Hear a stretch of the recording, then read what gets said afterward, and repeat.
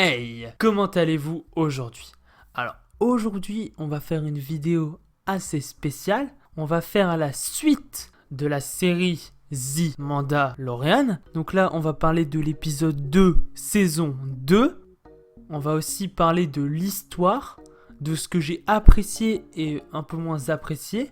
Et on va aussi parler des références. On perd pas de temps, let's go! L'histoire dans cet épisode. On retrouve Mando et Baby Yoda. Ils sont à la recherche d'autres Mandaloriens qui auraient pu survivre. Et pour arriver à trouver d'autres Mandalorians, ils vont devoir aider à déposer quelqu'un sur une autre planète où apparemment il y aurait des Mandaloriens. Vous l'avez deviné, le voyage ne va pas se passer comme prévu. Il y aura quelques péripéties. Ils vont d'ailleurs même se cracher sur une autre planète. Mais sur cette planète, ils ne seront malheureusement pas tout seuls. Alors voilà, maintenant on a parlé de l'histoire, on va parler des points forts directement. Dès le début de l'épisode, on a un combat assez stylé qui va bien montrer la tonalité et le thème de l'épisode.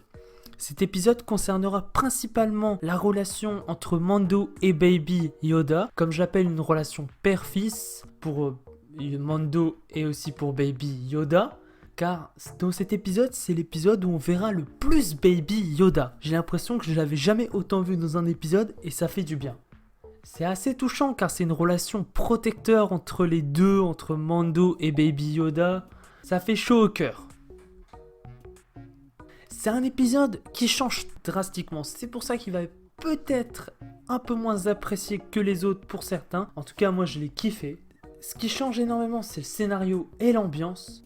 Et l'ambiance, d'ailleurs, elle se passe sur une planète de glace assez reculée où il n'y a personne. Et l'ambiance, c'est une tonalité assez horrifique, assez stressante. Un truc qu'on n'a clairement pas l'habitude de voir dans The Mandalorian. Un petit conseil. Si vous êtes arachnophobe, vous allez forcément flipper durant cet épisode. C'est sûr et certain. D'ailleurs, j'ai directement remarqué la référence du film Alien. Le moment où Baby Yoda est devant les œufs d'araignée, on voit clairement qu'il y a quelques similitudes avec la scène aussi des œufs dans Alien. Ces araignées là que je vous ai parlé, c'est franchement un design très flippant, très glauque. Même moi qui ne suis pas du tout arachnophobe, je les ai trouvées très flippantes, ces araignées là qui sont à 6 pattes ou 8 pattes et qui leur tête est en bas. C'est franchement pas du tout rassurant à voir à l'écran. Encore une fois, bien sûr, pendant cet épisode, le petit moment où Baby Yoda va avoir peur et directement il va voir Mando, c'est une relation touchante. Enfin, j'ai trouvé ça touchant qu'il aille voir directement Mando. Dans cet épisode, comme j'ai dit, on ressent clairement que Mando est un papa pour Baby Yoda. Ensuite, ce que j'ai trouvé assez nice, c'est la scène du début dans l'espace. La scène où on rencontre les deux X-Wing, où Mando va se faire arrêter. Cette scène, j'ai trouvé vraiment cool, car on n'a pas l'habitude non plus de voir ce genre de scène dans Mandalorian. Et c'était vraiment bien, car on a des séquences, on a eu une séquence gigantesque, pour une série c'était vraiment bien. Très stylé, il y a des mises en scène très belles, comme un moment les X-Wing qui passent sous un soleil, ou même dans l'espace, ou certains plans et tout. C'était vraiment très bien fait, et puis j'avais vraiment l'impression, par contre, ça c'est vraiment moi qui l'ai remarqué, que les X-Wing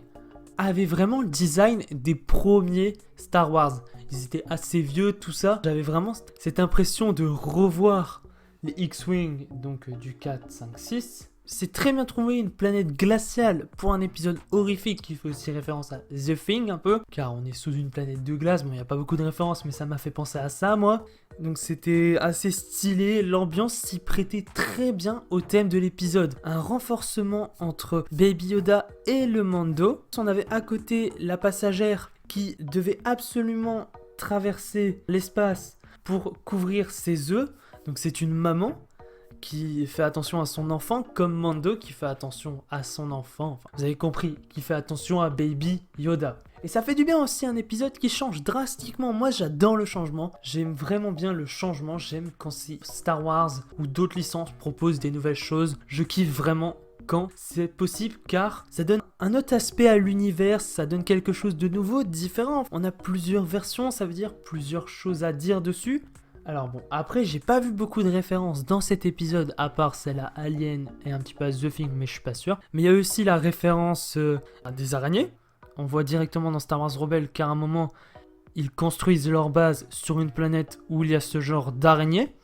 Ces araignées devaient apparaître dans Star Wars 5. Il y a un concept art qui montre ces araignées. Luke Skywalker aurait dû en affronter une, je pense, dans la grotte. Alors, soit ils l'ont enlevé, soit ils l'ont remplacé par le Yeti, parce que, à mon avis, les moyens, et c'était assez glauque. Le Yeti, il n'est pas aussi glauque que les araignées. Je pense aussi beaucoup en termes de moyens. Les X-Wing, bon, je suis pas sûr, j'ai pas réussi à les reconnaître. Pour moi, c'est les X-Wing de Phoenix Leader qu'on voit aussi donc dans Star Wars Rebels. Mais alors là, ça n'a pas été confirmé, j'en ai vraiment aucune idée. Mon avis. J'ai beaucoup aimé cet épisode, comme je vous ai expliqué. J'adore les nouveautés, le changement. C'est vraiment nice ce qu'ils ont apporté à la série, en fait, à un épisode totalement différent. C'est rare de voir un épisode où ça met en avant la relation Mando-Baby Yoda. Ça fait vraiment chaud au cœur, comme je vous dis. C'est touchant à voir à l'écran Baby Yoda qui a peur. Franchement, c'est un superbe épisode. C'est l'un des meilleurs. Puis aussi cette ambiance, comme je disais, horrifique, assez glaciale. On n'a vraiment pas l'habitude de voir ça dans un Star Wars, et encore plus dans une série Star Wars. C'était inédit et c'est vraiment cool. Le thème horreur et Star Wars, j'en ai jamais entendu parler, je pense. Ou très très peu de fois dans les comics, mais sinon, non. Alors, par contre, le petit bémol, c'est juste l'histoire. On n'avance pas beaucoup dans l'histoire, on ne sait pas grand chose de la suite de ce qui s'est passé dans le premier. Mais moi, ça m'a clairement pas dérangé parce que il faut aussi développer la relation des personnages et c'est superbe de faire ce genre de choses, de développer la relation. C'était un épisode très sympathique avec une très bonne idée d'un côté stressant et horrifique de cet épisode. On n'oublie pas de mettre le petit like des familles qui fait grave plaisir. Si vous avez apprécié l'épisode et ma critique, vous devriez vraiment le mettre. Dites-moi ce que vous pensez de l'épisode en commentaire et partagez aussi un maximum la vidéo, ça me ferait énormément plaisir pour que tout le monde puisse être au courant qu'une vidéo est sortie, une vidéo sur The Mandalorian.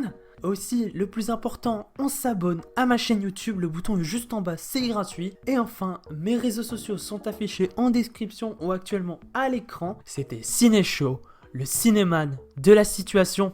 Ciao!